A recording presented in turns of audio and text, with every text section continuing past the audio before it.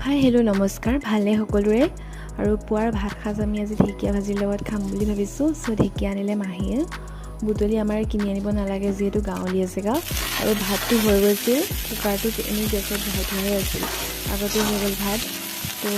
ভাত খোৱাৰ আগত এয়া ঠাণ্ডা ভাত আছিলে ৰাতিৰে এয়া ভাজিলোঁ তেনেকৈ খালোঁ পিঁয়াজ জলকীয়া দি ভাজি ভাল লাগে ন খাই মই কিন্তু ভাল পাওঁ দেই তো এয়াও ভাজি খালোঁ তাৰপিছত ভাতো বনাই আছোঁ দালি ঢেকীয়া ভাজি আৰু ভাত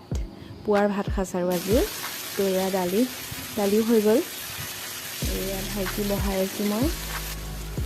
ভাজিও হৈছেগৈ আৰু অলৰেডি তো আপোনালোকে ভাত সাজ কিহৰে খালেনো পুৱাৰ জনাবচোন দেই আৰু এয়া ভাত যে হৈ গ'ল বুলি কৈছিলোঁ চিটিটো ঠাণ্ডা হৈছে আৰু এয়া ধোঁৱা ওলাই আছে তথাপিতো খুলি দেখাই দিছোঁ আৰু